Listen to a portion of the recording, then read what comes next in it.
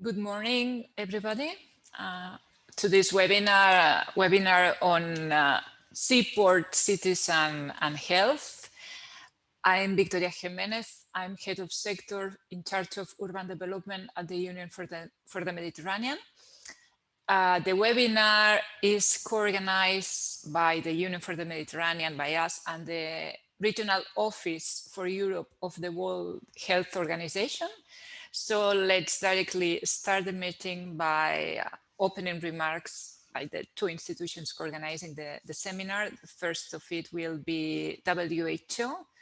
So I give the floor directly to Francesca Racioppi, head of the WHO European Center for Environment and Health. Francesca, the floor is yours.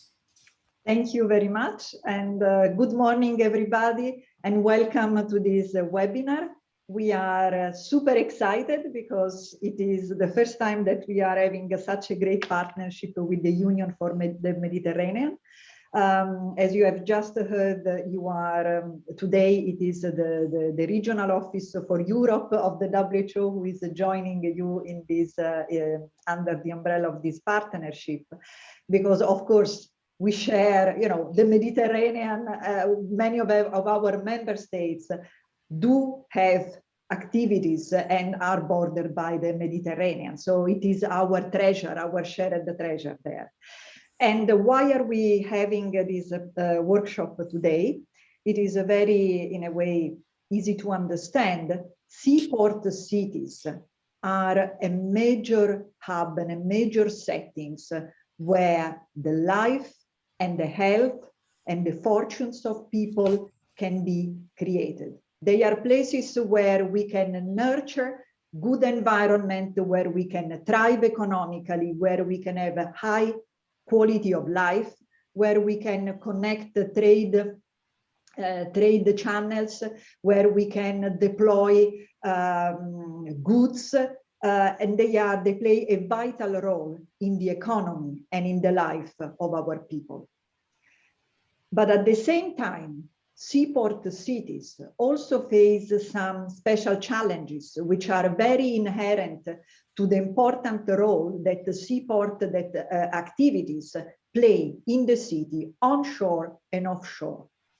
So as a WHO is very much interested in addressing and supporting member states to address health issues and promoting healthy settings for life, we could not ignore the importance, the call that comes from these cities to look at good practices, good examples.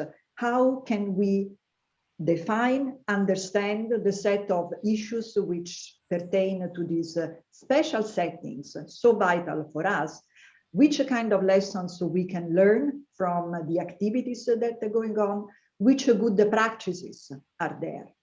And for the WHO, this is very central to our mandate and to our mission. Our WHO global strategy on climate, healthy environments calls for a special attention on settings, because we know that we can build, create, or destroy health in the settings where people live. So this is why cities are so paramount to our work, and why they have also been identified as a priority area by the 53 member states of the WHO European region, when a few years ago in Ostrava, during the 6th Ministerial Conference on Environment and Health, they identified cities as the place where they want to see action, focusing, and support gathering to make a difference for people. Just to think of the multitude of exposures which take place in an urban context. And then just to think of the specificities of seaport environments from that point of view. So this really deserves special attention and special focus. And this is why, as a WHO, we have started a dedicated project to this.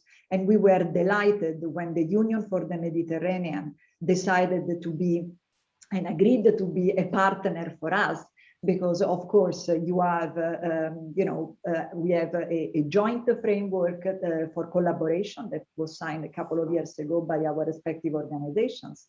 And this provides an invaluable channel for us to reach out to you, to tap into the tremendous experience which exists in the network, and also helping us to channel, to network, and to reach out to those that we want to reach. So without any further ado, I would like to welcome you once again on behalf of the WHO Regional Office for Europe, and also on behalf of our European Center for Environment and Health, which is located in Bonn, and from where we serve our constituency in addressing environment and health issues. Thank you very much for being with us today, and wishing you an exciting workshop.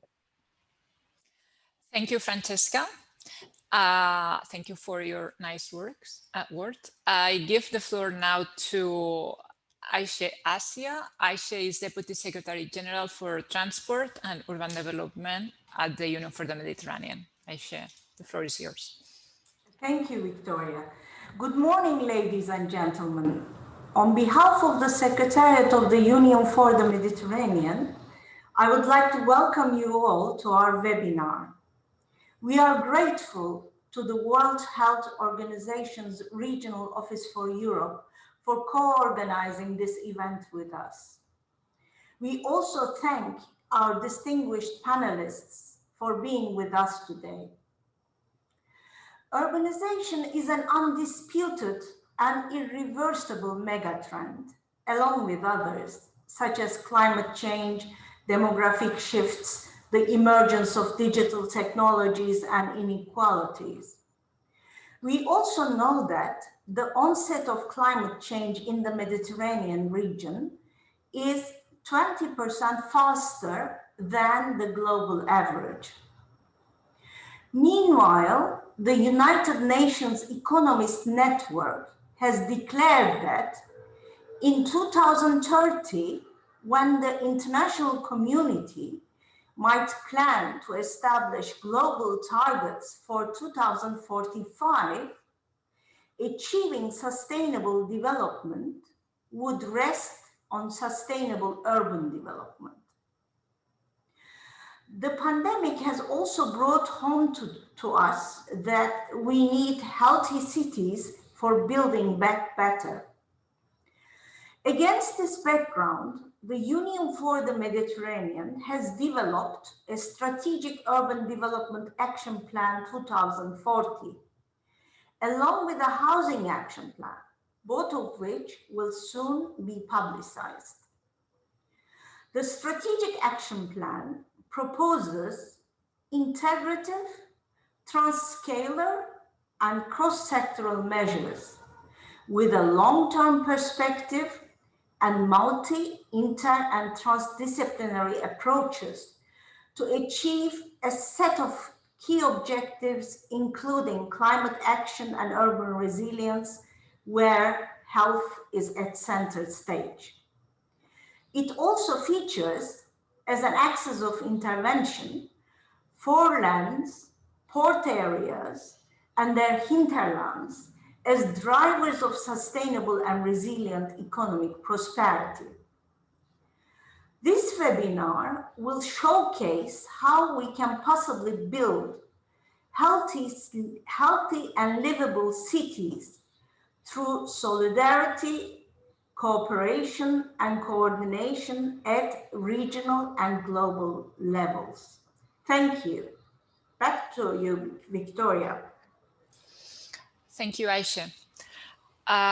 Well, the whole agenda of the webinar is structured around a report that WHO, the Regional Office of WHO for Europe, is currently finalizing on seaports and health. And before continuing with the agenda, I will give the floor to the person in charge of this report so that she could frame it a bit and explain us why they decided to do this exercise and when, why, and let's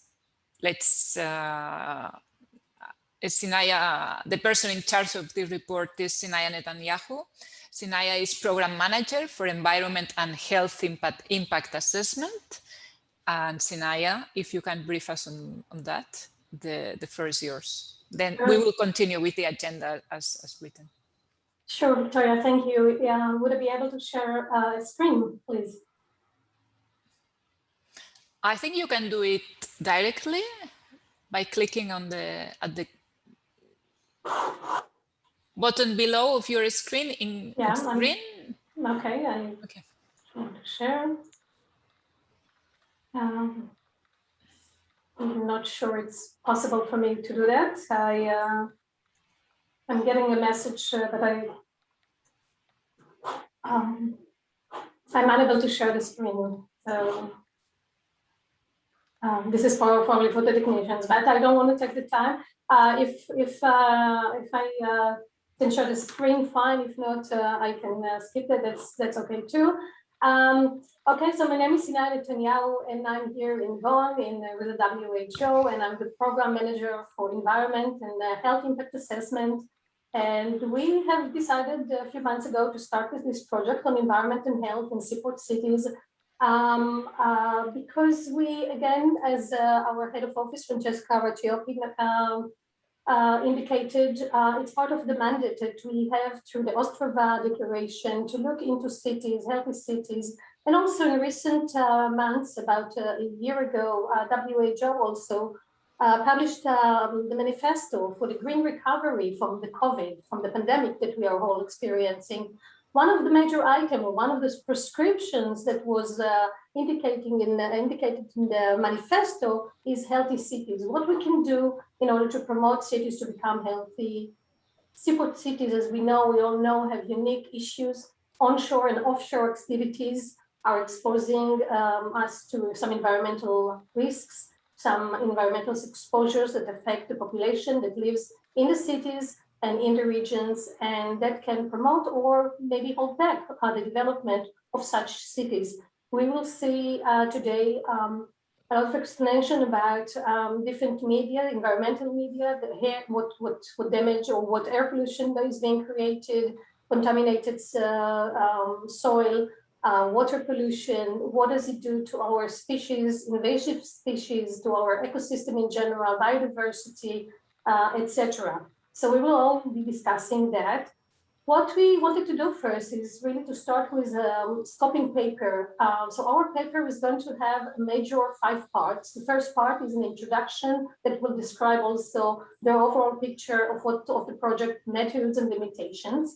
Then we have a scoping review that will look into environmental and health issues in seaports. Again, the offshore and onshore economic activities and other activities related. We will address pollution, public health monitoring reports, if it's available or not, and then industry and related activities that are actually happening there. Our part 2, the part 2 of the report is good practices. What can we do to improve the environment in seaports? What measures and initiatives can be implemented?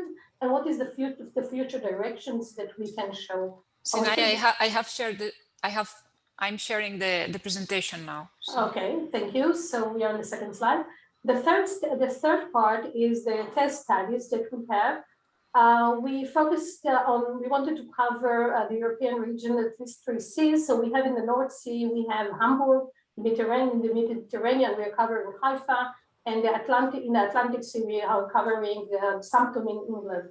Our 4th chapter goes to looks into the gap analysis and future directions, and from environmental and health perspectives.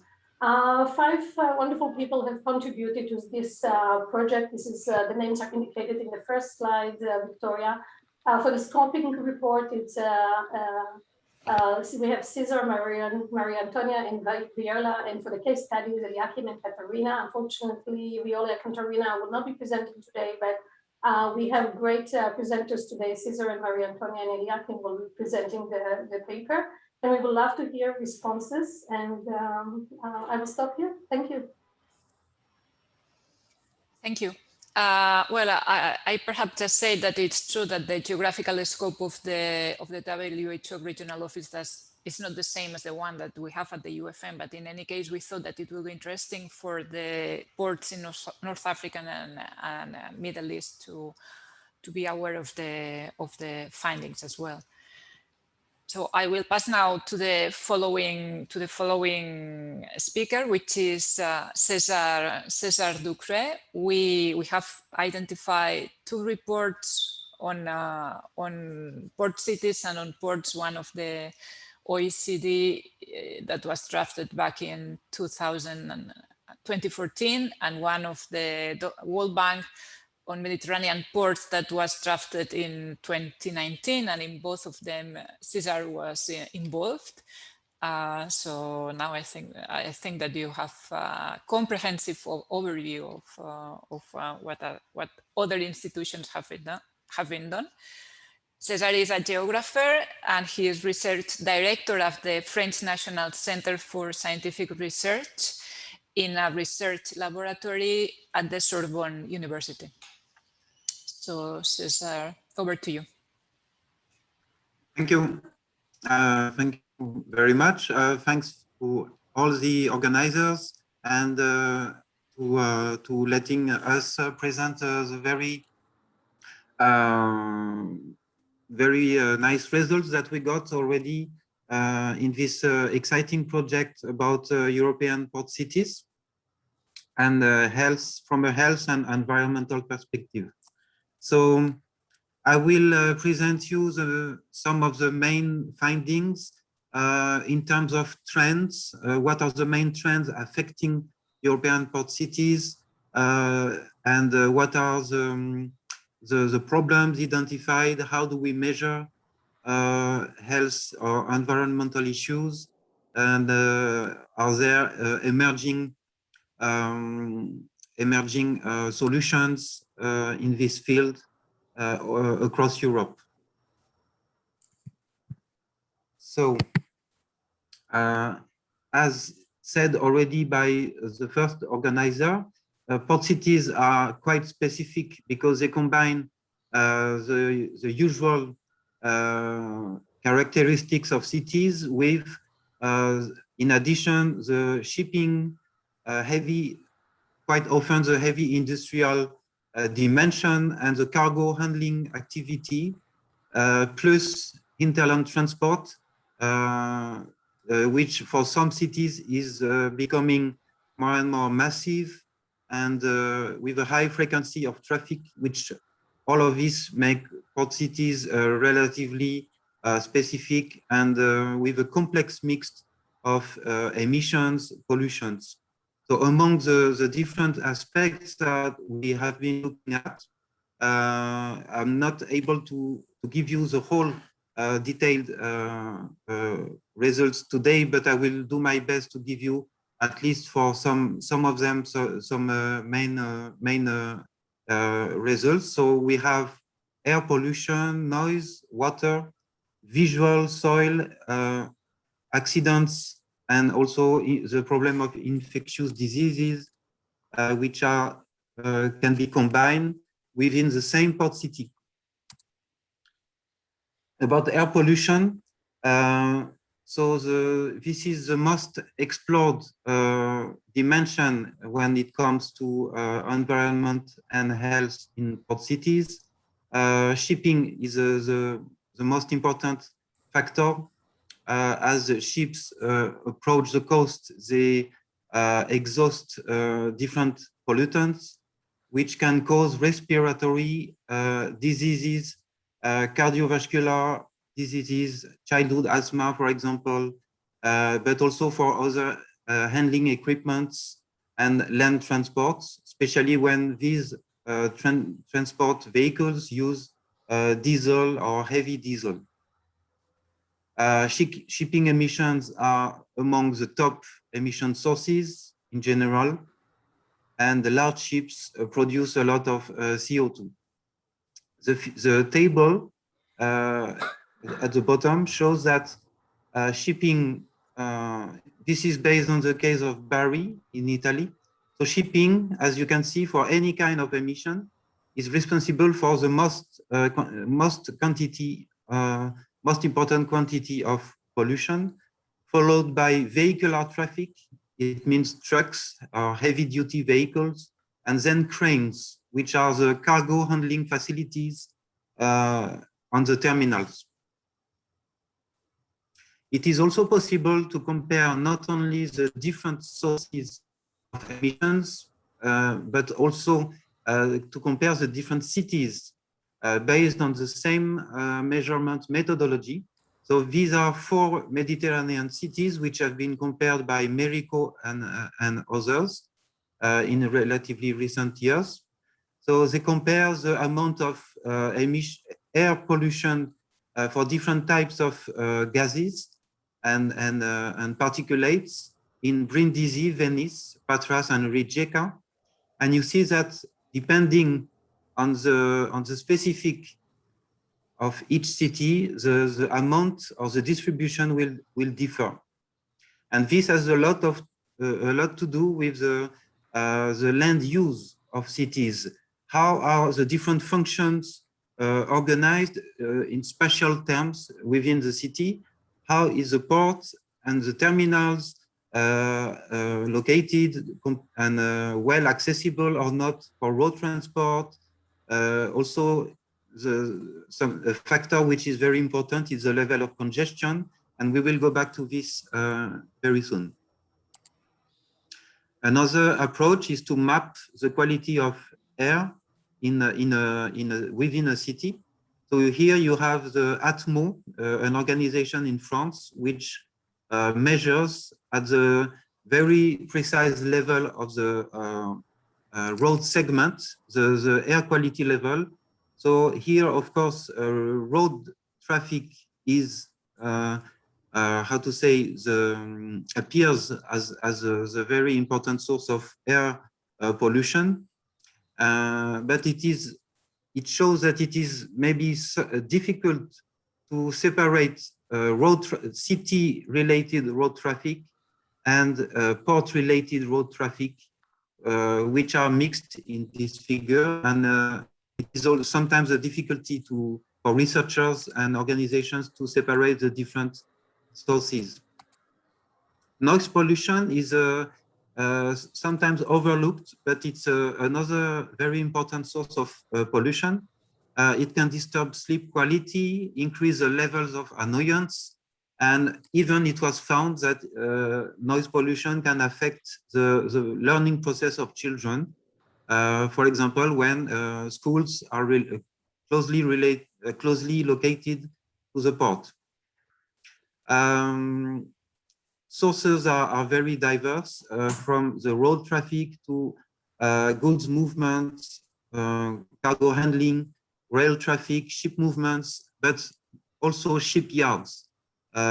Ship repair and ship dismantling are a very important source of noise. And as you can see in the figure, for the case study of Piraeus in Greece, in the Mediterranean, there is a noise mapping which shows that most of the noise comes from the shipyards, actually. Water pollution is affecting the environment, the wildlife, but also the drinking water. And one growing area of interest for academics is the study of marine bioinvasions. You have ships traveling across the earth, and they carry ballast water for technical reasons, and they discharge this water from a region to another region, and this has the effect of mixing microbes and or different algae plants to shift these natural components in different environments. And as it was seen in some cases, some of them can proliferate if they don't die because of the temperature or so on. Water pollution onshore also can happen due to many different causes, pipeline leakage, oil, storage, leakage, ships demolition, and so on. This water pollution is related with soil pollution because the port area is most of the time also an industrial area and a storage area where facilities have potentially the risk of discharging materials. So in this project, we made a review of the existing academic research. What was striking, I will not go into detail, it's that the environmental studies are very numerous. They propose many solutions. They look at the whole transport chain, and they are made from a lot of different disciplines. They cover all the different aspects of pollution, and they propose many policy advice. But overall, they mostly deal with risk of health risk, and they don't really analyze health impact itself. This is more the case of health studies, but these studies are very rare. We still need, actually in this report with the WHO, we found less than a dozen of papers, scientific papers looking at the health impact of ports and shipping in port cities. Most of the time, scholars, they better look at the industrial complex effect, which can be port-related or not port-related. These studies are very specialized. They are not much related with policy making. They are also not so much related with territorial aspects, and they are quite technical and specialized. So the link between health studies and policy actors and governance is very tight, very limited. And so there is a clear-cut division between these two set of studies. About health studies, you have, by accident, or maybe because Italy is very much concerned about impacts on health, or you have more dynamic teams of scholars looking at this particular aspect. In Brindisi, Taranto, Civitavecchia, we have studies giving very clear evidence of health impacts of ports and related activities. But I also input a study about Brazil. All of these studies, they make us think about important questions such as who lives near the ports? Is there any kind of socio-spatial segregation? Which population is the most exposed? And actually, most of the time, the neighborhoods near the port are, let's say, occupied by lower wage people, blue collars, dock workers, and deprived populations, which don't always have the capacity to strike and to make them heard from the possible actors that could do something for them. Port cities evolve also in a way that on the waterfront, more and more, let's say, students or white collars become the new populations on the waterfront. But there is then a question about waterfront redevelopment makes these people closer to active ports and active industries, which is the case in Rouen, for example, where I lived, where waterfront redevelopment makes population closer to industries and terminals, which are still active.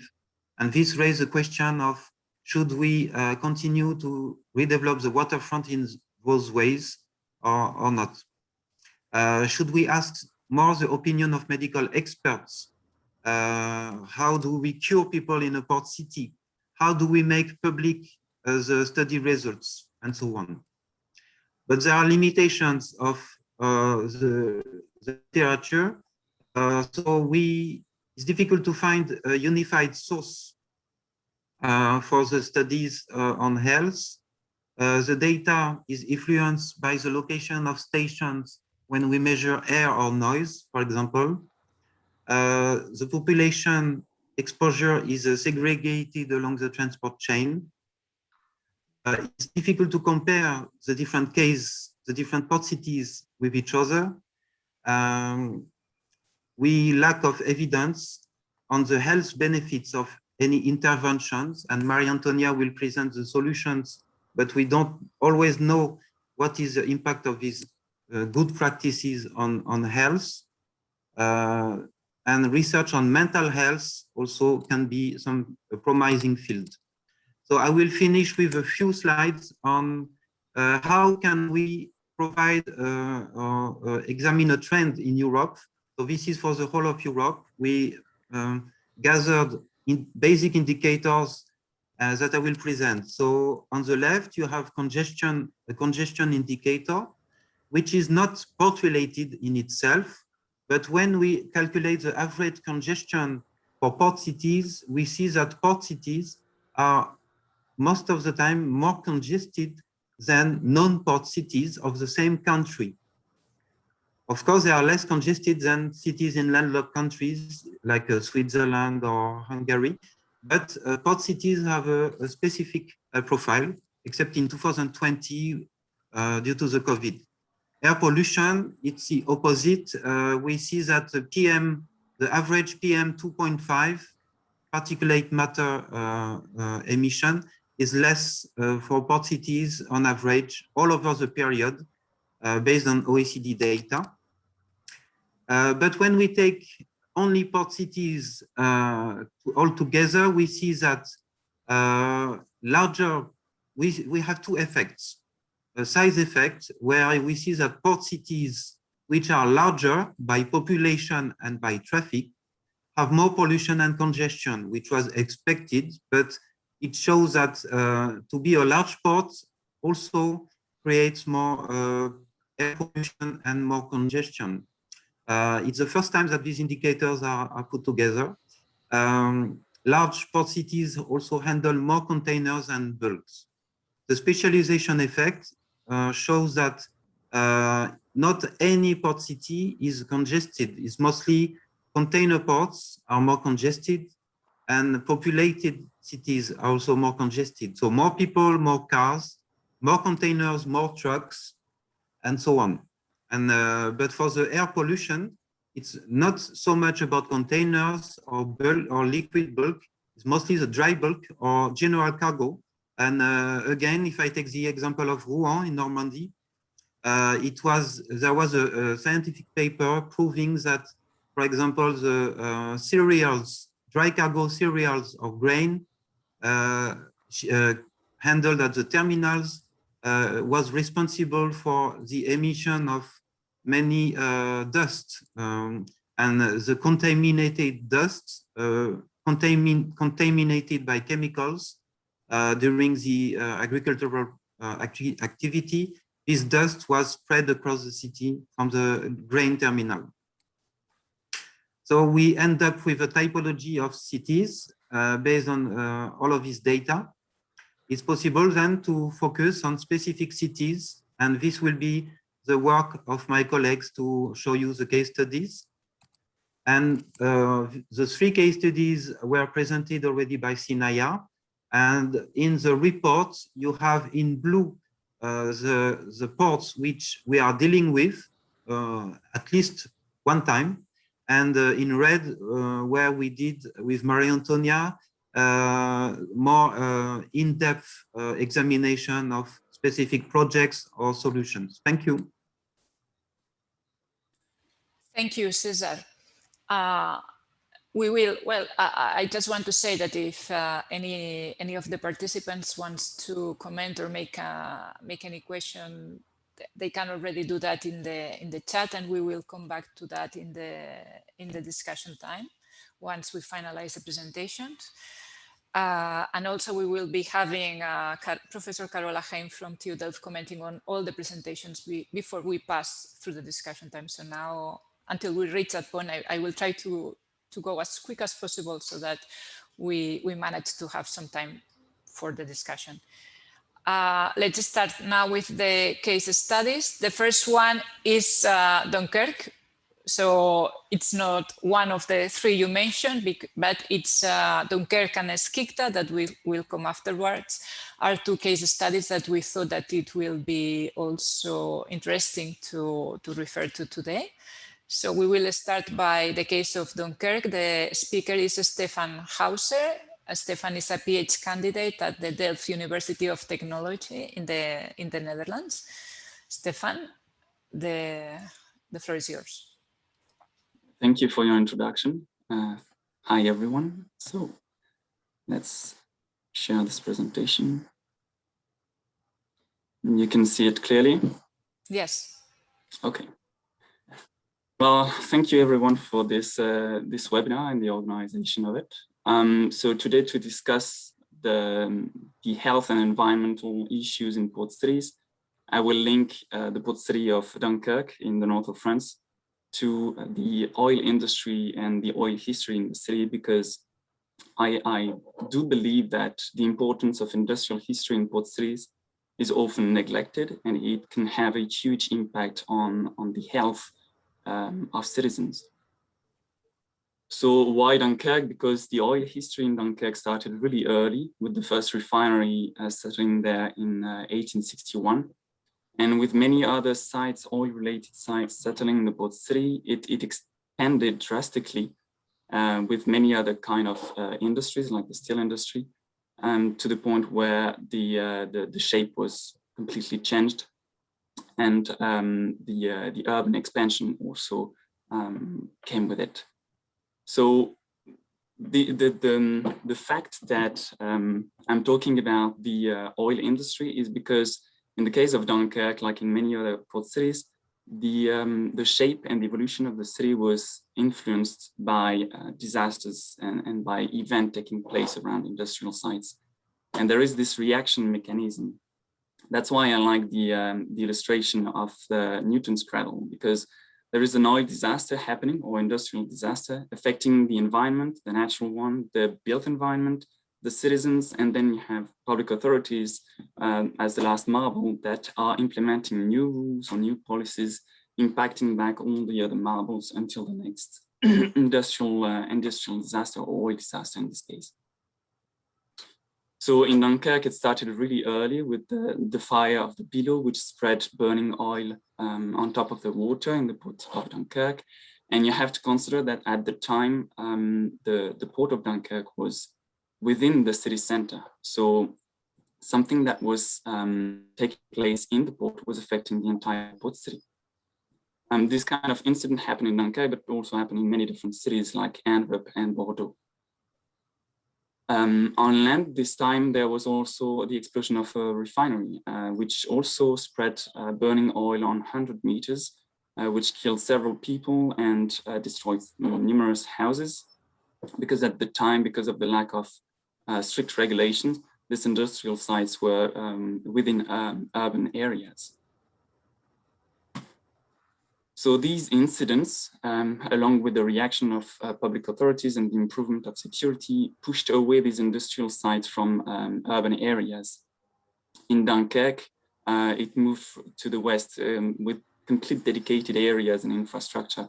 But again, this is a transferable practice, because you can see this kind of planning and special organization in port like Rotterdam or Shanghai or even Antwerp. And along with the reactions of public authorities, what happened is that, for instance, in Europe, after the Seveso chemical disaster, what happened is that there was the directive Seveso that was put in place with distance requirements, among others. And in France, after another chemical incident similar to the one that happened in Beirut, the port was, the industrial site were categorized depending on the threat that they were posing to the citizens. So in this case, for instance, you can clearly see that it's limiting the area where the city can expand and where building can happen, but it's also in a way to improve the security of the citizens. At the same time, this kind of, like you can see it clearly here in Dunkirk, on this part of the city, it's cutting the access of the urban areas to the sea.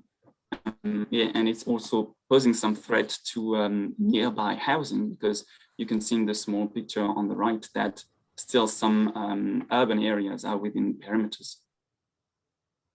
But when talking about currently the transition, the energy transition, there is one aspect that we often forget. It's the historical evolution of this industry. And in the case of Dunkirk, the oil industry, what happened is that at the time, these oil sites, especially before the Second World War, more than 15 of them settled in Dunkirk. And they settled on the periphery, on what was at the time, the periphery of the city. But with the evolution of the city and its growth, its expansion, these oil sites are now within the urban territory, within urban areas. And out of all these dots, which represent only a small part of it, because many of them, we can't find them anymore. Like they are not recorded well enough, we can't see where they are. Among all of these sites and the one that disappeared, only 2 were or are being cleaned, which means that many polluted sites, many sites were not cleaned. The soil is still polluted with oil or petroleum. And you have, like this in the port city, urban landmines. And this is, I know that for Dunkirk it is like this, but I also know that in port cities like Shanghai, similar patterns happen. So it's posing a threat, like this historical evolution of the oil industry and the lack of knowledge about where, when, and how it happened produces kind of urban landmine, pollution landmine in the city, where affecting the health of the citizens. And unless we investigate this historical evolution and historical development of industrial activities in port cities, we won't necessarily be able to address the health issue and the environmental issue that go with them. Thank you for your attention. Thank you, Stefan. Now we pass to Eliakim Ben Hakoum. Eliakim will be presenting a comparative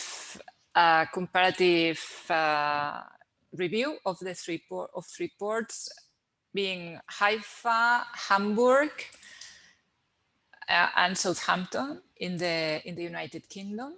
Eliakim has a PhD in transport economics and currently works at the Department of Civil and Environmental Engineer at the Technion University in Israel. Eliakim? Thank you. Thank you very much for the introduction.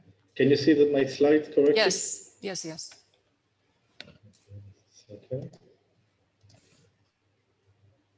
Okay. So I would like first of all to say thank you for the organized committee for this web seminar.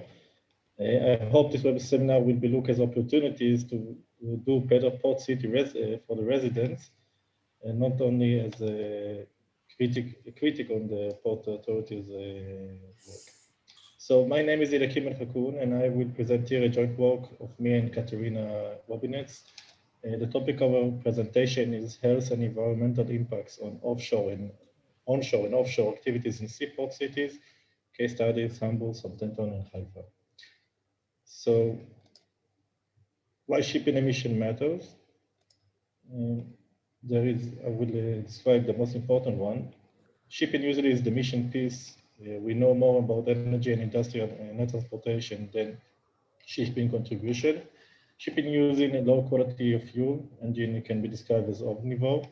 The proximity to residential area and lower heights of flue gas stacks with wind direction and pattern effects can have disaster effects on health and air quality. Underestimation of the single vessel contribution is also very unique in this industry. And due to emission reduction in the industry, there is an increasing share of the shipping share. Shipping was estimated to be contribute to premature deaths between 2,000 to 600,000 annually. This was published in 2018 in Nature Communities Journal.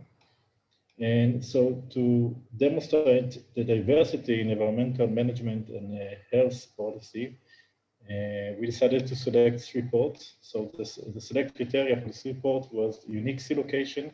So we have the North Sea, the Atlantic, and the Mediterranean. And the port needs to be an industrial port city mixed with heavy industry and port. The ownership of the port, if it's both private and public, the size of the ports in terms of traffic and cargo volume, and the port interface with its inhabit city industry and its residents, and the port ability to provide a wide range of services to all type of ships. So we start with Port of Hamburg, a general description overview. Hamburg is an industrial port city mixed of heavy industry port. Hamburg Port is a public port. It's located in sulfur emission control area, and its surrounding terrain can be described as plateau. The majority of maritime transportation was found to be container and tankers, and then bulk and general cargo. Hamburg Port has adopted the UN Sustainable Development Goals to its sustainability strategies. And in terms of emission inventory, Hamburg Port was found to be responsible to 50% of the city NOx emission, but this is for all the port-related emission.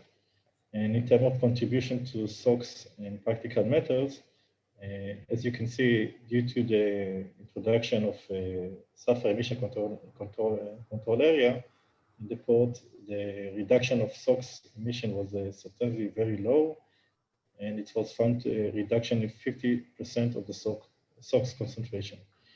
The efforts of reduced SOx emission has also succeeded to attract new vessels, tier 2 and tier 3, just to explain to the public. The lower the grade of the tier, it means the higher level of emission. So higher tier is a grade engine, which means lower emission. So tier 2 and tier 3, which tier 3 is from 2006 and above vessels, also resulted in a decrease in NOx emission, which is very unique.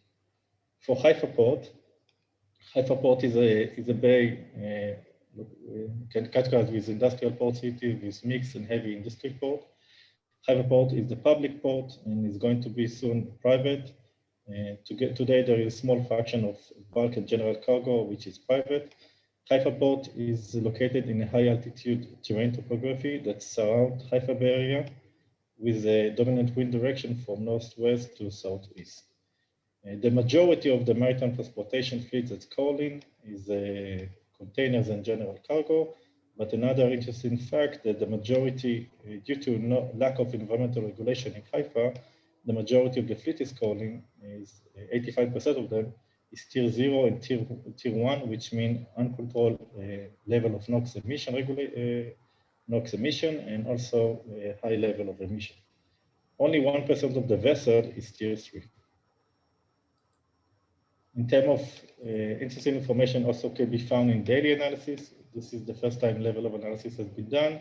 You can see the trends, and you can see that the majority is tier 0 and tier 1. And also you can see the main contributor is containers and oil tankers. In terms of comparison between port and industry, and this is also include the power station, the port was found to be a major contribution in terms of SOx, NOx, and total practical matters.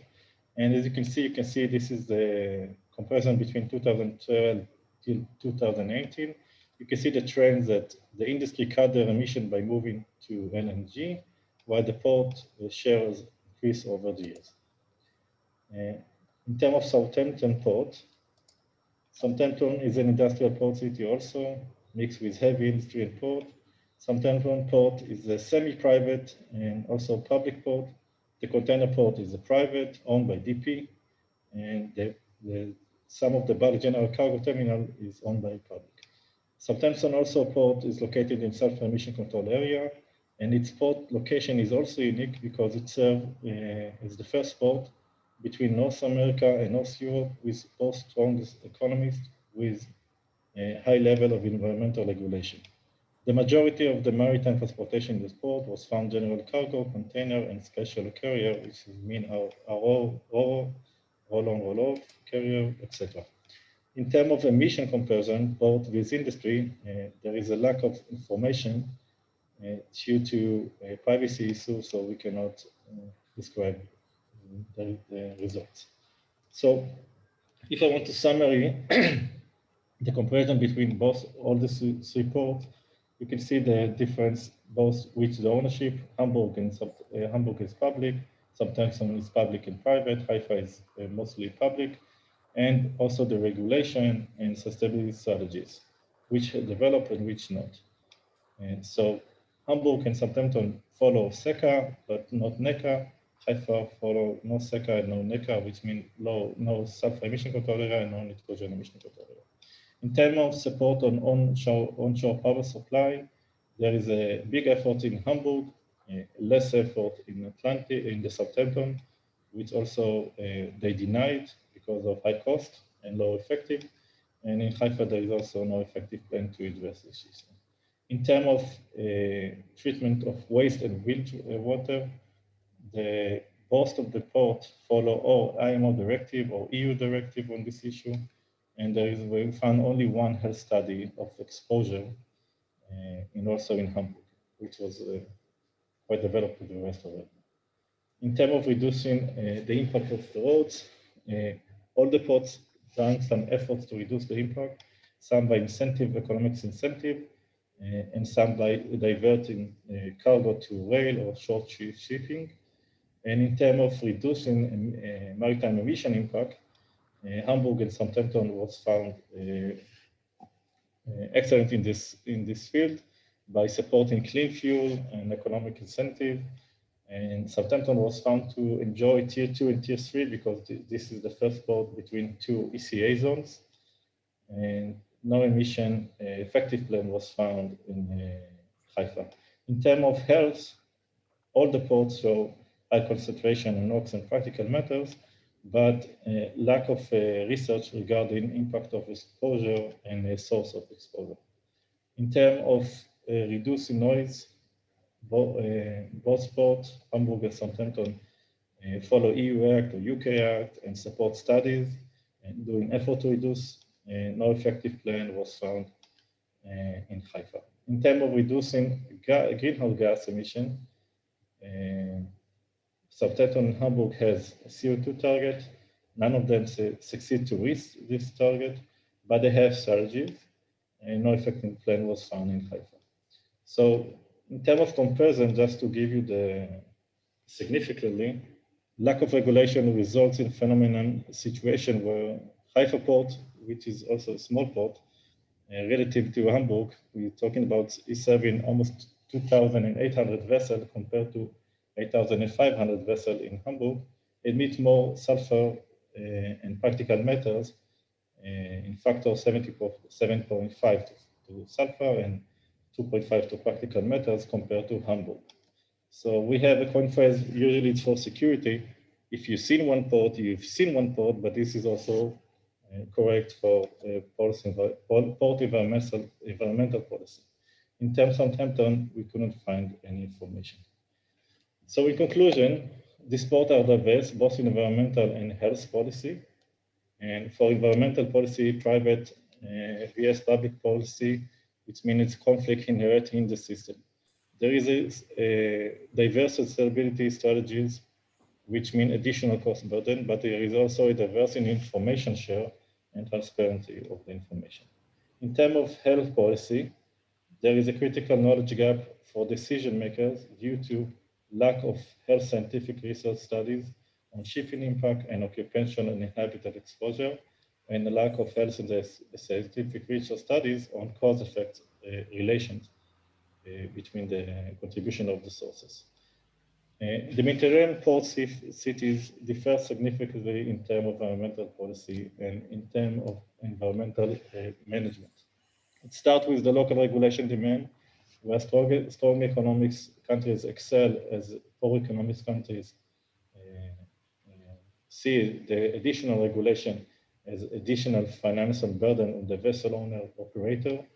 And as a result, local community health is sacrificed for the sake of attracting ship or cargo transshipment. This has been seen in even visiting vessel fleet engine grid tiers, where port located in ECA statistically enjoy the most modern vessels, while port that not located in ECA enjoy the old vessels. The ship industry they differ from the local heavy industry as it operates in global conditions.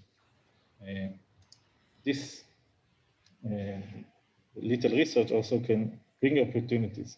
The Global Suffer Cup was a great step for bringing equity in health, but it's not enough. We need to see what more can be done to promote health equity and health environmental scientific research studies for port city and habitats, so poor economics countries will enjoy the same level of air quality as port city and habitat in strong economic countries. Thank you very much. Thank you, Eliakim, for the presentation. And we pass now to an example of a North African city, which is the port of Skikda in Algeria. The speaker, the presenter will be Said Madani. Said is a professor at the Ferhat Abbas University, Setif 1 in Algeria.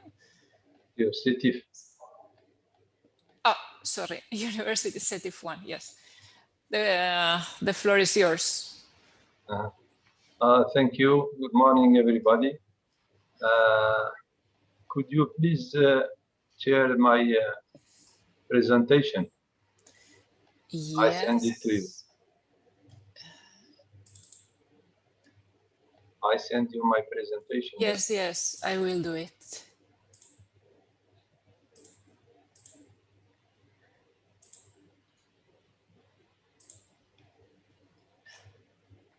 Okay. No, you are mute. You are mute.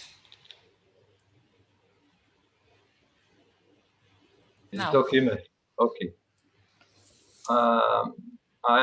I am an architect and an urban designer. I am not a very specialist in ports near health, but I am talking about the healthy cities. And I assisted the first time in 1990, I think 3, in Antwerp, and it was a big meeting about healthy cities. And we, at that time, they wrote a charter about the healthy cities. It would be a good biography for the subject. Anyway, I am talking about the case of Skikda. Could you pass the Skikda is a state, let's say a wilaya in Algeria. It's like prefecture in France. Located in northeast of Algeria, it has the second important oil port in Algeria, and mixed port and 3 pleasure port. Again, could you pass please? Port cities are lucky and beautiful, but also vulnerable.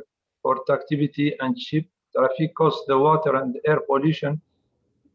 But in the, let's say,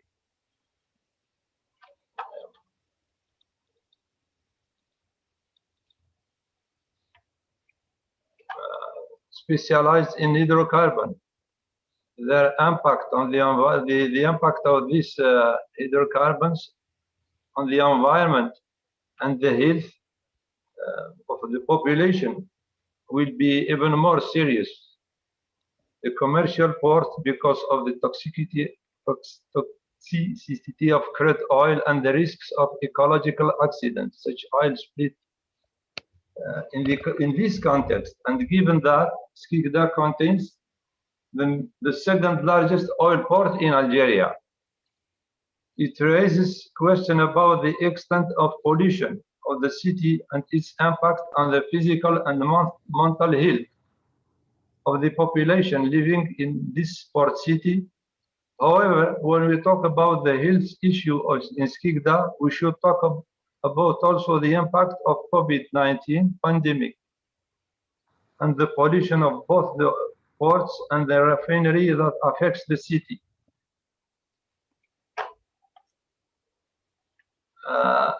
The port of Skikda is the city's direct portal of the international, of the outside. But with the emergence of the COVID-19 health crisis and the increase in infected cases in the city, the authorities have imposed strict health restrictions on the movement of passengers through the port of Skikda in order to control the spread of the pandemic in the city. So as you can see, the statistical board of the port company of Skikda showed a decline of more than 90% of passenger traffic between 2019 and 2020. Next, please. Given the health context caused by the spread of the coronavirus and the measures of partial containment applied in the Wilaya of Skikda, the EPS has set up a regime of alternating work with day and night shifts with the provision of tools of sanitary preservation to the employees of the port, such as beeps, gloves, and hydroalcoholic solution.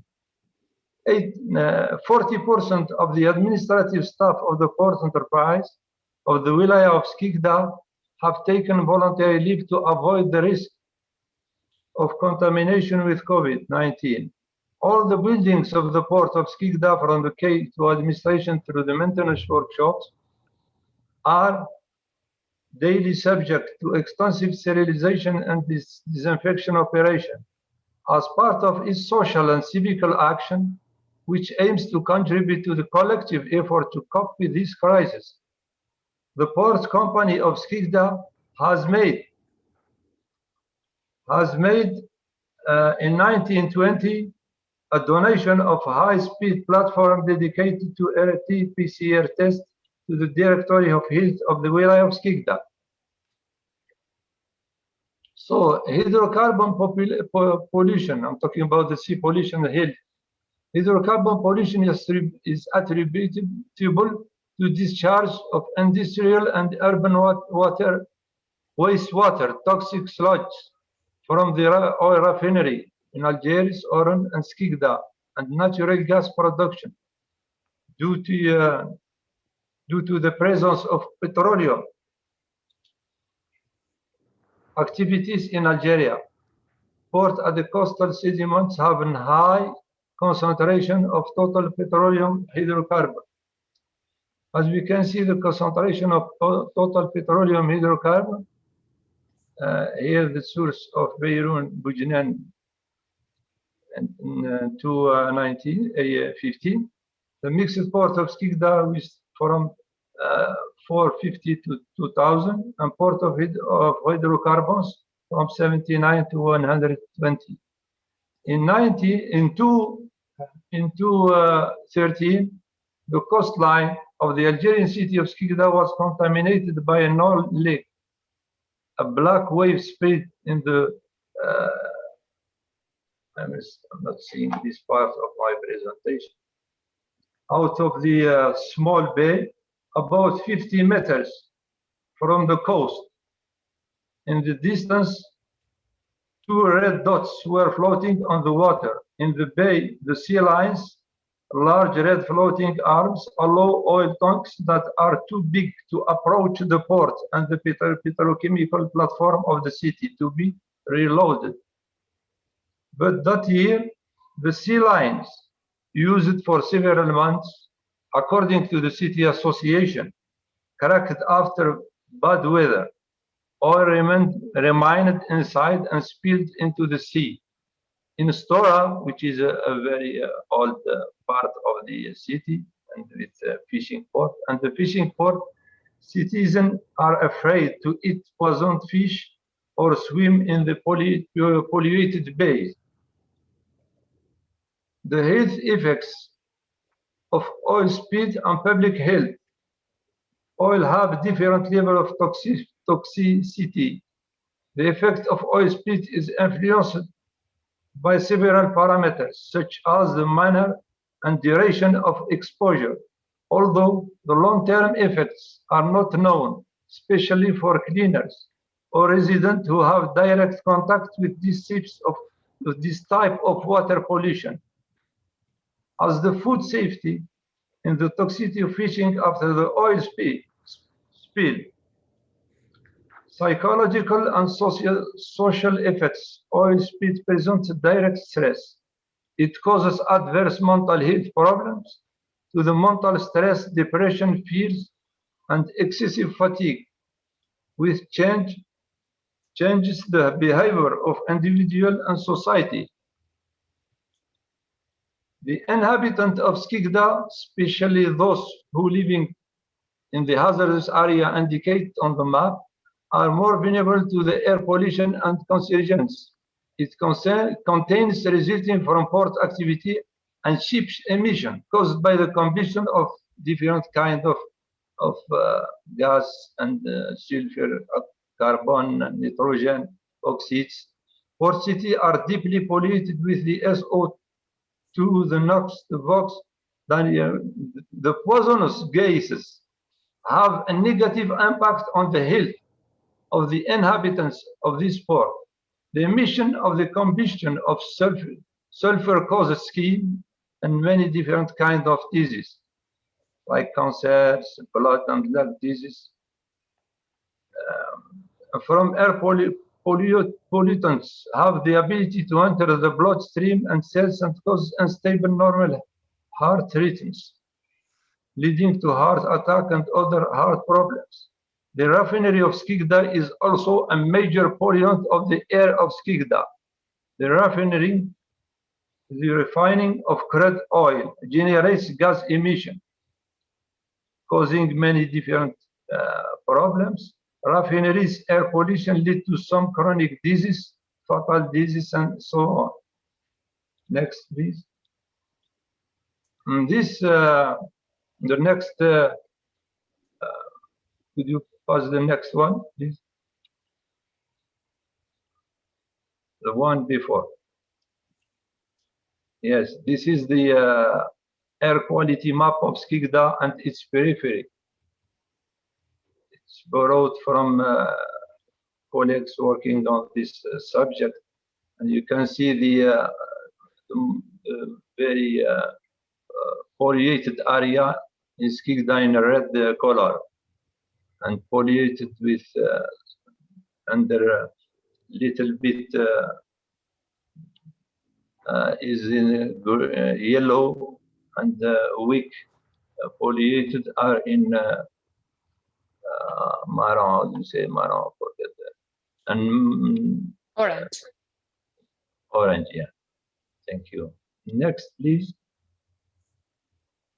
So in 2004, an explosion occurred at around 6:40 p.m. in a petrochemical complex located on the coast and comprising 6 gas and hydrocarbon processing units. 12,000 people work on this site, which is partly supplied with gas and oil from the Sahara. This accident occurred in the unit processing natural gas, LNG, following the explosion of the high-pressure boiler producing steam. Under the force of the explosion, nearby tanks of flammable substances were damaged in turn. The resulting leaks caused the fire to spread to various sites and new explosion. The final toll was very high. 27 victims among the employees, including 9 guards and security guards located in nearby posts, and 74 injured. Most of the deaths were due to the effects of overpressure of projection and collapse of structures. The estimation of the material damage amounts $800 million. Of the 6 liquefaction units were destroyed. Debris were thrown up to 250 meters from the point of the explosion, but the damage was limited to the site. Next, please. After the explosion of the port of Beirut on August 4, 2020, the Algerian authorities have learned the lesson from the vulnerability of ports in the city.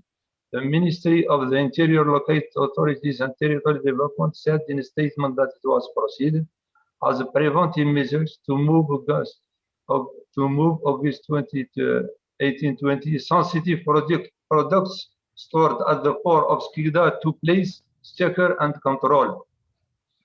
And this after the observation made by a committee of experts on power. What it does that the health and lives of citizens are often under great fatal risks because of the storage of explosive chemicals at the level of its port, which is located in the heart of the city.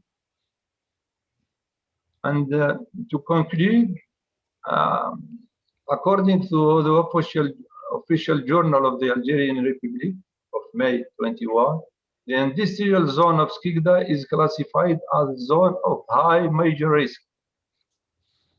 It is defined as a zone exposed to major risks involving immediate and serious consequences to the people, the goods, and the environment. Skikda is among one of the most vulnerable and polluted cities in the country. Citizens suffer from diseases related mainly to air and soil pollutions and water by dangerous chemical components or toxic gases they breathe every day. Thank you very much.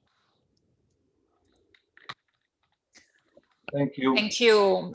Thank you, Said. Well, your presentation shows that there's still a lot to be done, not only in Skikda, but also in many ports of the Mediterranean and Europe as well. We pass now, we come back again to the WHO report. And next speaker is Maria Antonia Lopret. Maria Antonia is professor at the Université du Littoral Côte d'Opale. She's based in Dunkirk. Maria Antonia will be presenting onshore and offshore solutions from an environmental and health perspective that were referred to in the report. So Maria Antonia, the floor is yours. Oui, bonjour. Donc, je vais essayer d'aller un peu plus vite pour rattraper le temps. Donc, nous l'avons vu, à chaque moment de l'exploitation maritime et portuaire, c'est-à-dire depuis la navigation du navire jusqu'à la distribution dans l'interland, il y a une large variété d'impacts sur l'environnement et sur la santé de la population côtière. Et donc, si la nécessité de prendre en compte l'environnement dans le développement portuaire est apparue dans les années 70, les préoccupations liées à la santé sont plus récentes. Je vais vous présenter les principales solutions qui visent à minimiser les impacts des activités maritimes et portuaires sur l'environnement, solutions qui, par conséquent, peuvent contribuer à rendre la santé de la population locale moins vulnérable. Je vous présenterai des exemples d'efforts locaux qui sont faits de manière conjointe par les autorités portuaires et urbaines dans les villes-ports de La Rochelle, de Dunkerque et de Marseille en France. Enfin, nous verrons à quel type de politique publique correspondent ces solutions pour nous interroger sur les contraintes de leur mise en œuvre au niveau local. Donc, en ce qui concerne lorsque le navire est en mer, il y a des principales solutions pour, d'une part, contrôler les émissions des navires et pour, d'autre part, les réduire. Pour contrôler les émissions des navires, il est possible au niveau international de planifier des zones de réduction des émissions pour fixer les limites des niveaux des émissions d'oxyde de soufre et de dioxyde d'azote. Il y a d'ailleurs un projet des zones SECA en Méditerranée qui a été initié par la France en 2017. Grâce aux évolutions technologiques et aux carburants marins alternatifs, il est possible d'aider les navires à produire moins d'émissions. On pense par exemple au système de filtres, les scrubbers, ou encore à l'utilisation des carburants marins propres comme les gaz naturels liquéfiés. Lorsque le navire est en mouvement autour du terminal, les émissions peuvent être réduites grâce à une meilleure gestion de leur temps d'arrivée et de départ, grâce à la réservation des créneaux d'escale ou encore grâce à la réduction de la vitesse des navires lorsqu'ils se rapprochent du terminal, tout en assurant les arrivées just in time. Lorsque le navire est en mouvement autour du terminal, signifie qu'il n'est pas loin de la côte. Et donc, comme il a été souligné par mes collègues auparavant, il y a des risques de pollution marine et des dommages à l'écosystème marin.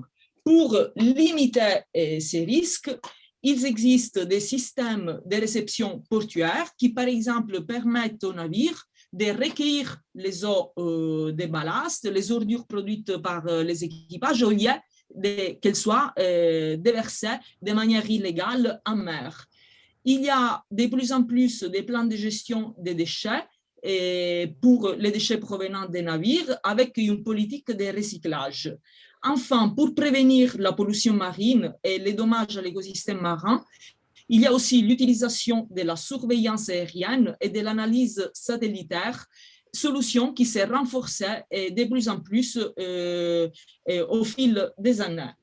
Lorsque le navire est en escale, il y a encore d'autres mesures pour réduire les émissions. On pense par exemple au système de branchement des navires à quai, ce qui permet de maintenir le fonctionnement du navire sans besoin d'utiliser les moteurs.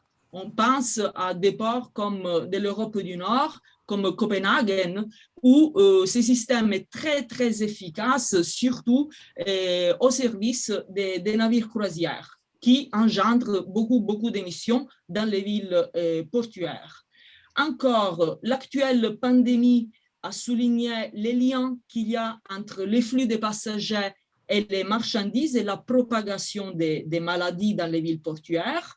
Pour prévenir ces risques, des protocoles sanitaires doivent être mis en place et il est intéressant de dire que les préoccupations en termes de maladies ne sont pas les mêmes selon les villes portuaires. Par exemple, lors d'un entretien avec la chargée santé de la ville de Marseille, à Marseille, il y a beaucoup d'actions, des solutions, des mesures pour prévenir les risques de la propagation des maladies diffusées par les moustiques. On pense par exemple au paludisme en raison des trafics que Marseille a avec des pays où ces moustiques peuvent se développer.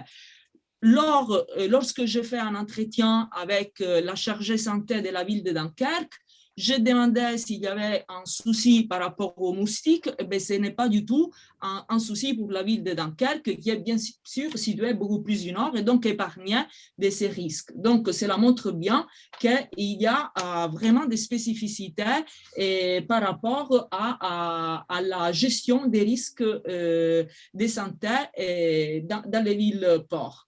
Encore, pour réduire les problèmes des bruits, par exemple, à Marseille, il a été instauré un dialogue ville-port et il a été donné l'opportunité aux habitants de signaler à travers un appel à un numéro vert, de signaler les bruits qui venaient les déranger dans leur habitation. Les tableaux montrent que ces signalations ont augmenté dans les dernières années et que ces bruits et les causes sont bien liées par exemple, aux activités des chantiers navals de la ville de Marseille.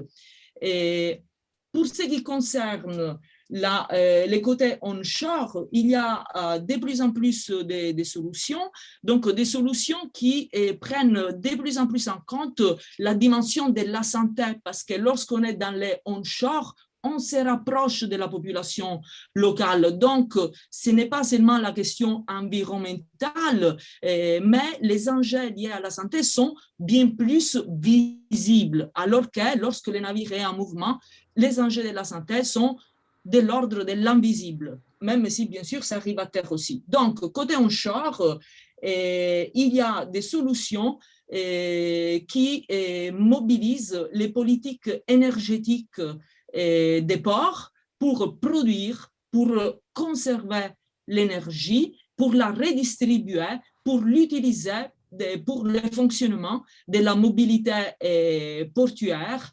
Et par exemple, l'exemple de l'électrification du terminal d'Hambourg montre l'importance de l'interaction entre la production et la consommation de l'énergie. Encore, pour ce qui concerne les activités industrielles, nous avons eu l'exemple de Dunkerque, donc je ne vais pas m'attarder. Les ports sont au cœur des politiques de transition énergétique et d'écologie industrielle pour être donc des acteurs clés dans ces renouvellements énergétiques, dans la gestion aussi des déchets. Encore, il y a la question de la planification qui est cruciale et qui doit créer une synergie entre les ports et la ville pour prendre en compte surtout les territoires proches du port et pour intégrer aussi de nouvelles questions comme celle du changement climatique. Pour ce qui concerne la distribution dans l'interland, le défi est celui de la réduction de l'utilisation du transport routier pour justement réduire les émissions engendrées par tous les camions dans les routes.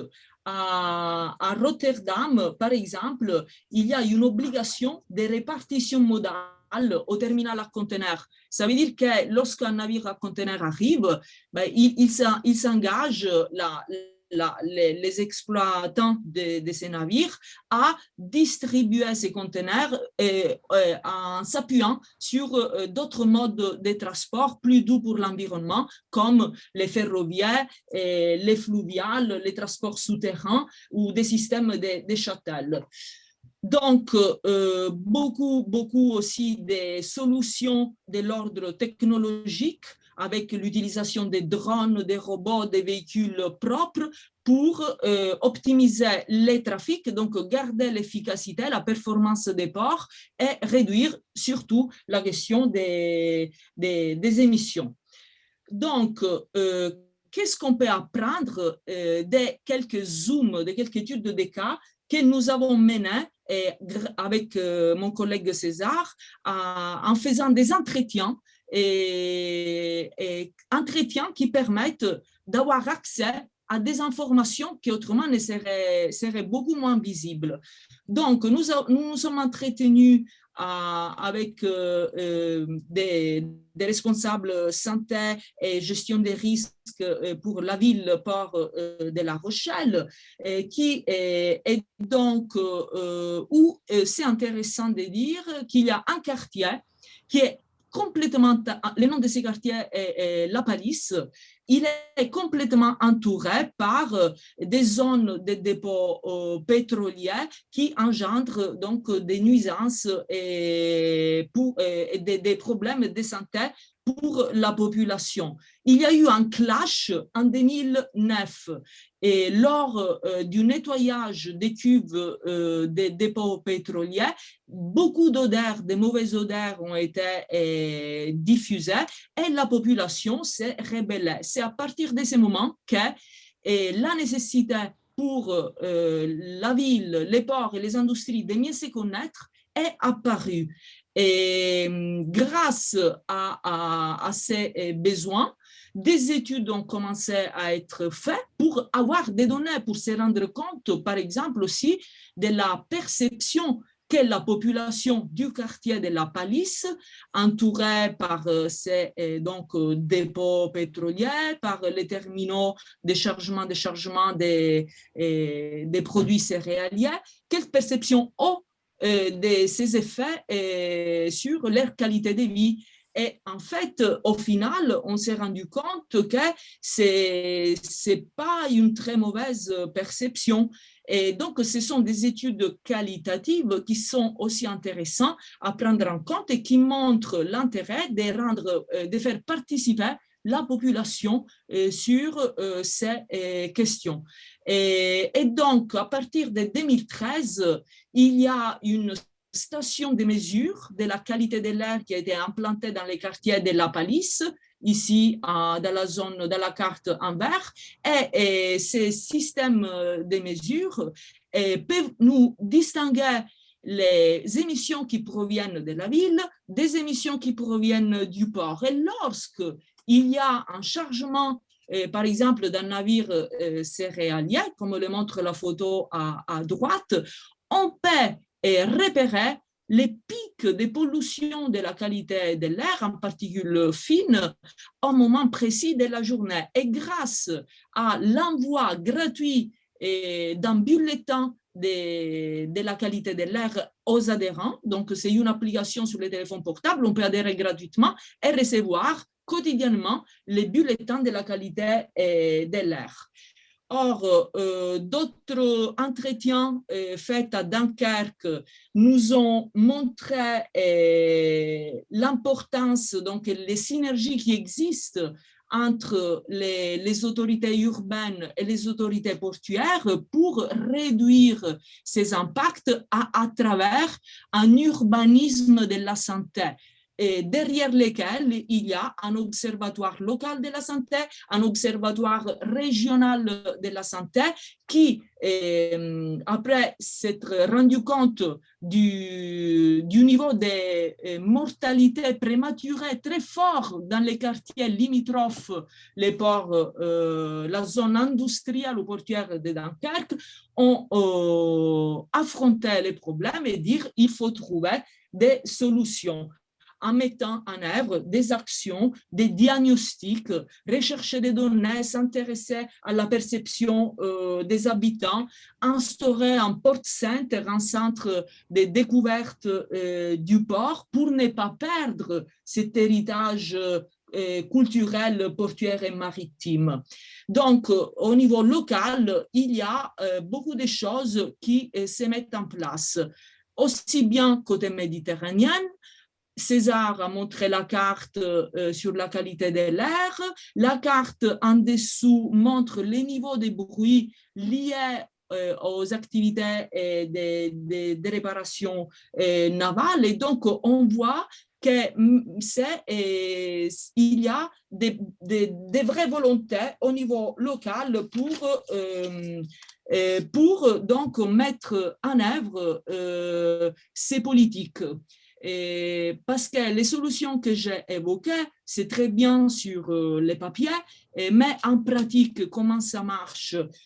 Comment donc faire en sorte que ces politiques spatiales, ces actions techniques, organisationnelles et énergétiques peuvent se concrétiser? Et c'est là qu'il faut faire face aux contraintes que chaque application des solutions nous fait émerger. Je vais vous donner des exemples. On a évoqué l'utilisation du gaz naturel liquéfié comme carburant propre, carburant marin, mais aussi pour les véhicules terrestres. Et c'est magnifique, mais concrètement, comment on fait? Il faut des investissements, il faut la volonté, il faut la réglementation pour que ça soit possible juridiquement, il faut un système logistique pour assurer l'approvisionnement, il faut que la population locale accepte de vivre avec ces nouveaux risques, il faut beaucoup de conditions pour mettre en œuvre ces solutions.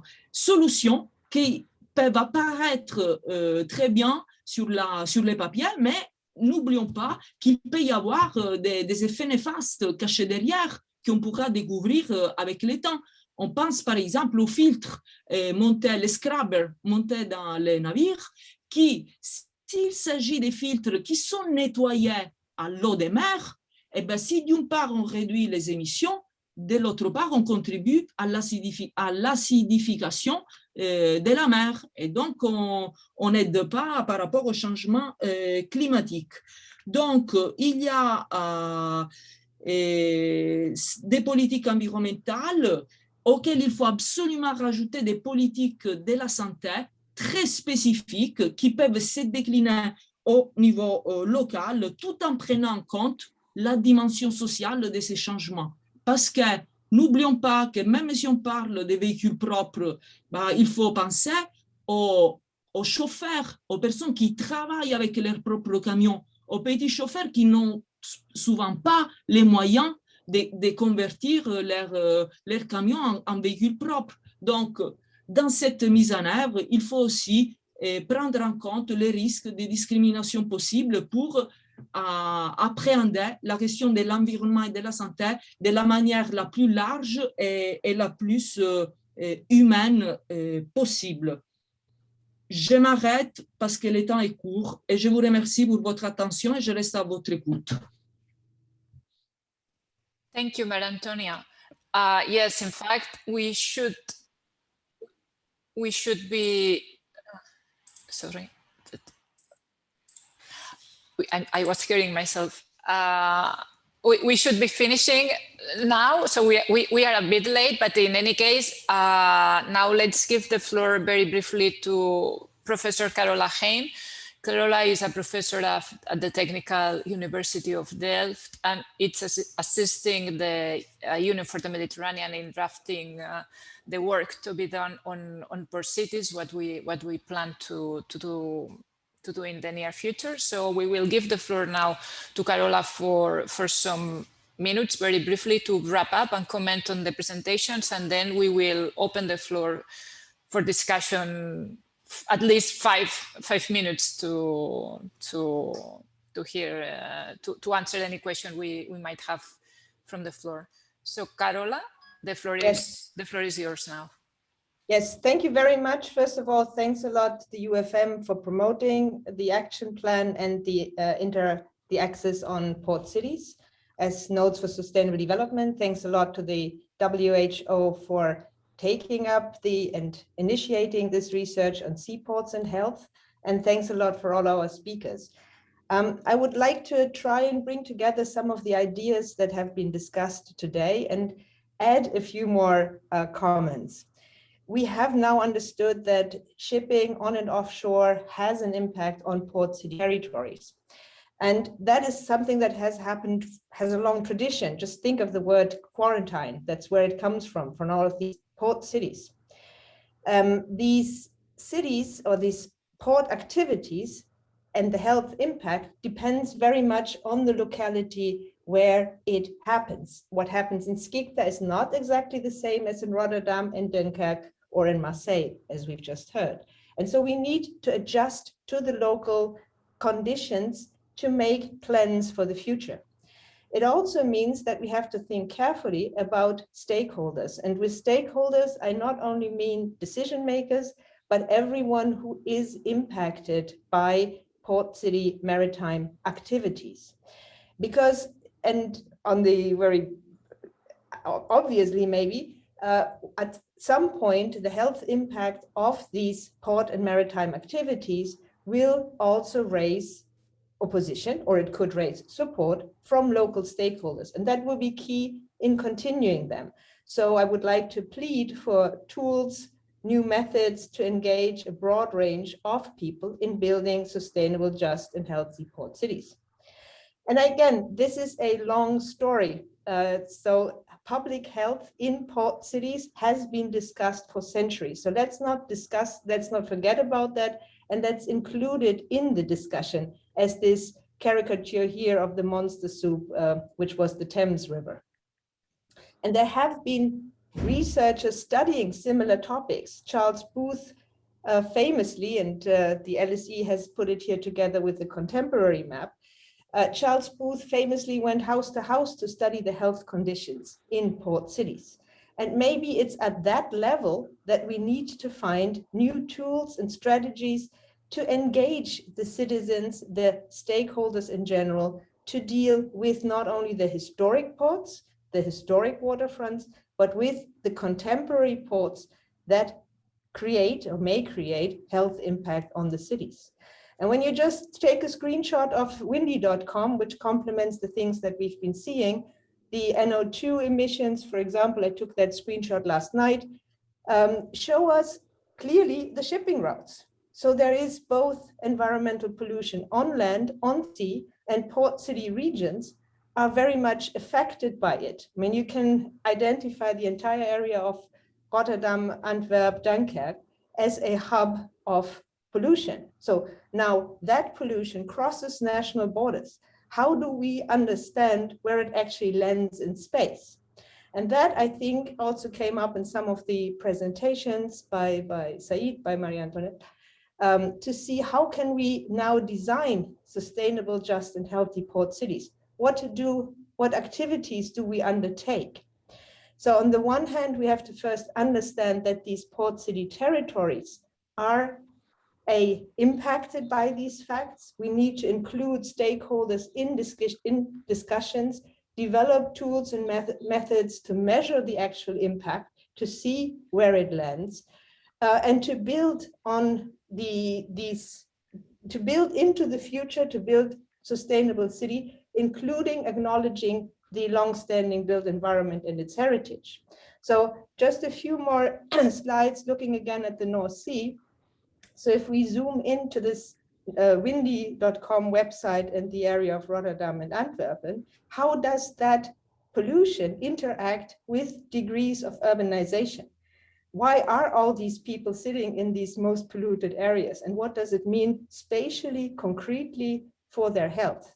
And that means we need to develop new tools. That's what we're currently looking at, how to see where the pollution ends and how it overlaps with other socioeconomic challenges.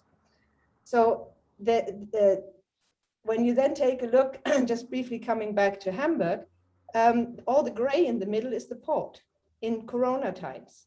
So somehow the port is the most safe place to be if we think about a pandemic. But the areas next to the port, and these are often traditional port areas, are much more affected by Corona. Those are the questions I think we should try to answer as we continue to look into it. Our fabulous picture for the webinar shows another challenge, the Vesuvio in the background. So what do we do with those kinds of local challenges? So we hope that these kinds of questions we can address in the UF Action Plan. And I think it would be a great opportunity to take these discussions and bring them to the Mediterranean and talk concretely with diverse port city territories around the Mediterranean, north and south, to see what the specific challenges are and how we could develop solutions for the future, both acknowledging the heritage and the long-term built environment institutions, and coming up with solutions for sustainable, just, and healthy cities of the future. Thank you very much. Thank you, Carola. And I give now the floor to Sinaya just let's see if we can have some minutes of discussion, or at least answer some questions from the floor. I don't know how you want to proceed, Sinaya. Okay. Thank you, Victoria.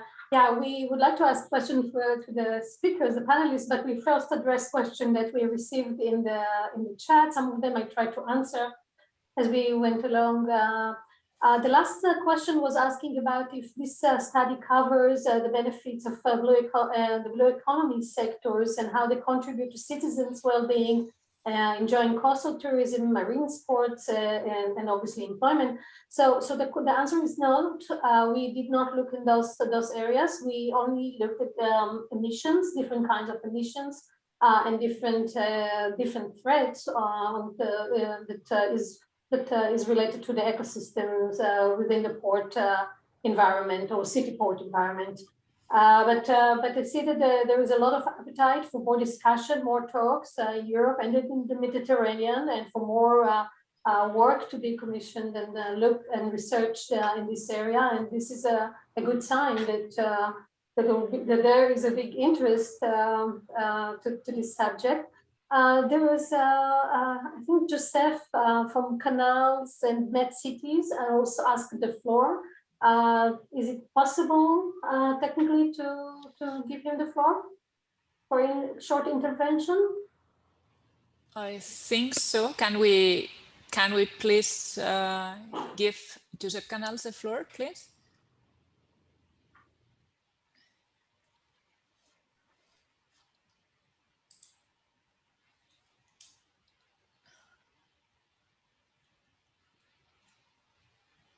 Yes, we just need to unmute himself. Yeah. Yes, you are muted. And now we see you. Now? Do I take the floor now then? Sure, go ahead. Thank you very much. Thank you very much. Just a few words. Firstly, in representation of MedCities, the network of 63 municipalities and union of municipalities from all the Mediterranean region, I would like to thank you for having this very interesting session. In fact, it's a matter that we are thinking on how to contribute from the perspective of the dialogues from with cities, between cities and ports, because our different levels of competencies, and too often the cities receive the impacts, as has been shown, for example, by Dr. Ben Hakoum and other colleagues, and how the impacts are affecting the cities, and we are trying to, and in fact we are working. I would like to highlight that some of our cities like Marseille, Valencia, Barcelona are struggling to make the efforts, the ports and the cities, and we will provide a platform for the dialogue. But let me tell you also that MedCities is part of the Mediterranean Biodiversity Protection Community. And just to express some of the initiatives that we have been working in order to protect biodiversity, in order on how we can manage and influence, let me say it like this, the cruise sector, the boating sector, for example, in the guidelines for recreational and cruise sector.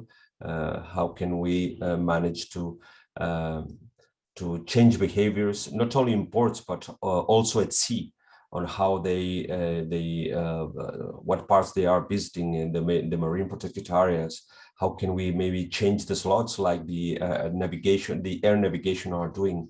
How, for example, we can, of course, taking a lot of measures, but maybe we have to change the way we are planning the routes. Maybe some ports, some cities like Barcelona are expressing the will of numerous clauses in their ports, expressing that we cannot be an eternal growth of the ports and then the traffic. So and there are some initiatives, as I said, like the guidelines on sustainable, like the contributions that we as Biodiversity Protection Community Interrecommended project, we are providing, for example, to the management plan of the Pelago Sanctuary in the Gulf of Leon, the Catalan Sea, also the Protecting Catalan Sea, which is the corridor of cetaceans in the Catalan Sea. It's another initiative that we are trying to provide in the 3 new marine protected areas in Montenegro. The green growth community, the marine and renewable energy initiatives at sea. So just to express you, the cities and the biodiversity protection community are willing to work. There is also a new project that is about to commence called Enseres, on how we can manage together the cities, have an approach of the integrated coastal and maritime zone management from the perspective of cities in front of marine protected areas, but also the surroundings of the cities. And how we can engage local communities and local authorities in the management of marine protected areas, in the management also of ports.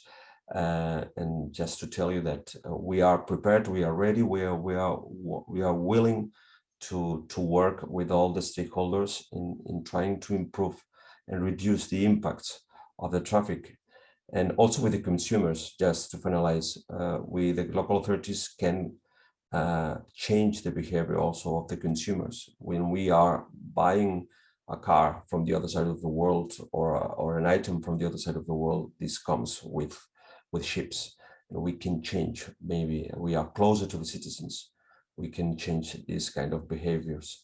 So thank you very much for having us, and just to express these projects in which we are involved and committed. Thank you.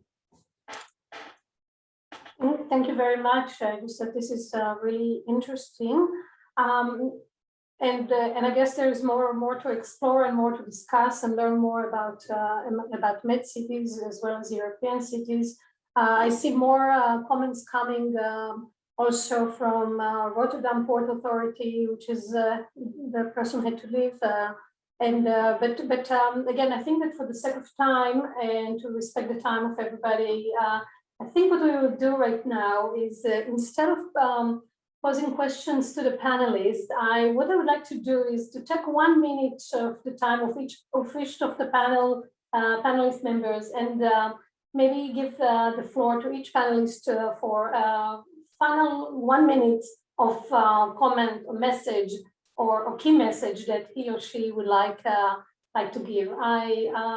So let's start with Cesar, if you may. And then you can just move the microphone in the order of the speakers without my intervention, so we will not waste time. Thank you. Thank you, Sinaya. Yes, in a few words, I think our study showed that, yes, there is, as Maria-Antonia showed, because we were working together about the solutions, there is a kind of paradox or contradiction. You have so many examples of solutions, projects, initiatives all over Europe, and also outside of Europe, in Asia, Africa, in the Americas, that ports and cities together or individually set up these initiatives to reduce emissions and pollution, which is, of course, something nice and very rich and diverse. But as said by Maria-Antonia, and something which is difficult to say is that the impact on health and the exact relationship between environmental protection and health is not clear. What I have seen from the review of the literature is that there is still a huge room for improvement. Environmental studies are very numerous, but they do not really deal with health. And the health studies do not really deal with ports. So we have really something to do. And also a last thing I would like to say is that data is missing.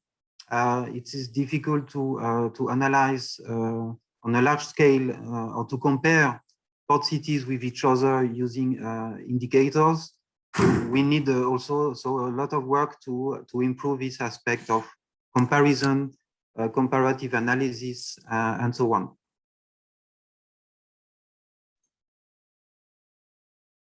Thank you, Cesar. Just if you can have Stefan. Yes. Okay, so maybe is it related to what I said, Maria-Antonia, or?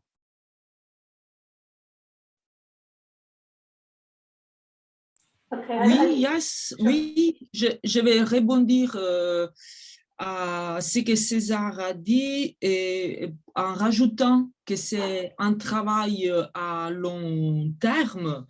Et ça serait très intéressant d'approfondir ce travail pour vraiment l'échelle méditerranéenne. Et vu les workshops, les webinaires d'aujourd'hui, et si je pense à la grande différence qu'il y a entre le nord et le sud, les rives nord et sud de la Méditerranée, l'est et l'ouest, la différente typologie des ports, aussi le fait que la majorité des ports non européens en Méditerranée sont plus petits. Et je me dis que paradoxalement, il y a un grand potentiel pour les bassins méditerranéens et pour agir au niveau local sans séparer les ports de la ville, parce que les habitants d'une ville portuaire doivent se sentir fiers de faire partie d'une ville portuaire, comme l'a dit Carola, avec leur héritage, leur patrimoine. Et donc, je pense qu'il faut vraiment essayer, en prenant en compte les spécificités locales de chaque ville-port en Méditerranée, d'élargir ces dialogues ville-port, dont nous avons donné des exemples, des bons exemples qui se passent par exemple à La Rochelle, à Dunkerque, à Marseille et dans d'autres États. Mais donc un dialogue où les autorités portuaires, urbaines et les citoyens travaillent ensemble en concertation et qui s'engagent. Et dans ça, chaque ville portuaire a sa temporalité, mais il vaut mieux commencer au plus vite. Merci. Thank you, Marie-Antonia. Okay, and maybe let's go to Stefan and then to the rest of the speakers. Just try to keep 1 minute. Thank you, Sinai. Well, really shortly, what I get from this webinar is that now the gaps are clear. Like, I'm not saying that they are easy, but at least they are clear. We know where to look at, and we shouldn't also forget, thanks to all the attendees that were talking in the chat, that other practices exist and maybe good practices to take as an example way beyond just the European and the Mediterranean area. So. It was nice to see that many port authorities and many actors were really willing to intervene and collaborate on that subject. So I'm glad to see that for the future. Thank you. Said?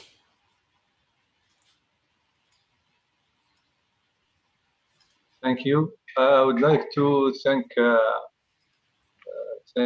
everybody and the UfM for the invitation and all these colleagues for their presentation. I think as last words, I would say it in 2 sentences. The first one is much more philosophical. It's about the problem of health is for all the cities, port cities or other cities. It's not they have maybe almost they have the same problems. But which is specific to port cities is water. Water, in our religion, we say we made everything alive from water. So it's life is water. So we have to take care and about pollution, about all this stuff, to have healthy cities and healthy port cities. And the second one is much more about what should we do in the future. It's the main it's the main objective is we are conducting some works about Algiers and Skikda about the perspective. We have some ideas about that. We are conducting also surveys on Skikda, how to make all these stakeholders work together about sustainability and how to make it for the whole Algerian port cities, and maybe to see how to make works with other colleagues in the Mediterranean area and to share this work with them. Thank you again, and have a nice day. Great. Thank you, Eliakim. And then Carola, maybe you want to conclude, Eliakim? Thank you. Just a second. So, first of all, thank you very much for WHO as an organization. The maritime industry for long decades, we can say, operate behind the curtains. And we saw the Mediterranean ports city are differ significantly in terms of environmental policy and port environmental management. And we saw that public and private ownership also affect the information ability, the environmental policy, and which in the end also affect the public knowledge and the public decision makers. And this in the end also affects in terms of health and environmental research regarding port sources and impact of exposure. We saw that local regulation in the end dictate if the visiting vessels in the port are modern or old. And we saw that port located in a emission control area statistically enjoy more modern vessels, which mean less environmental impact. The global supper cup, which was done by the IMO, was a great step for equality in port city air quality and in health, but I don't think it's enough. So my question is what can be done further in order to promote health equity for port cities inhabitants, so also poor economies countries will enjoy the same level of air quality as poor inhabitants in strong economic countries. Thank you. Thank you, Joachim. Paula? Yeah. Yes. So thanks a lot. Thanks also for all of these commentaries. I think I want to bounce off from Said's comments that water is key. So what I think we need to do, we are facing a very complex, constantly moving target. And you see it also in the chat. Once it's about CO2 storage and the next is about tourism and the other is yet about other activities.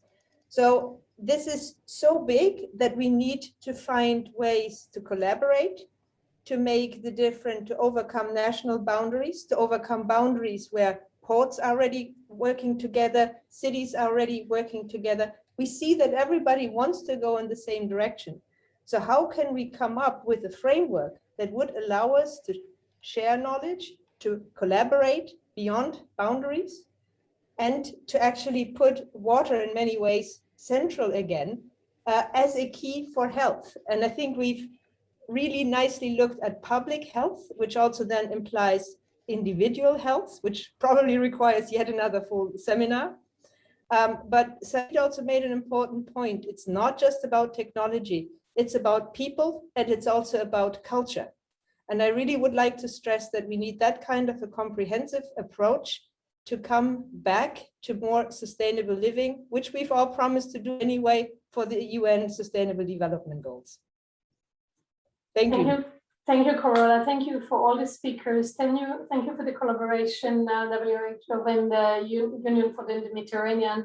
I see more questions and comments are coming, and I think there is a big interest to discuss the health, the public health aspect. And I agree with you, Carola. This probably need to devote more time to that. And we also, I know that we were not able to present all the results and all the information that we have in our report. Once we are done with the report and finalize that, we will be very happy to distribute that. And we will probably have to consider to do another meeting to further discuss these interesting topics. So with that, we apologize for another half an hour, but I see that most of the people stayed online. So I want to assume that this is of much of an interest to everybody. And we thank you all for your participation, comments, and collaboration. Thank you so much for Bonn. Goodbye. Bye-bye. Thank you. Bye. Bye. Thank Bye. you. Bye. Bye-bye. Thanks. Bye. Bye. Bye. Thank you. Thank you.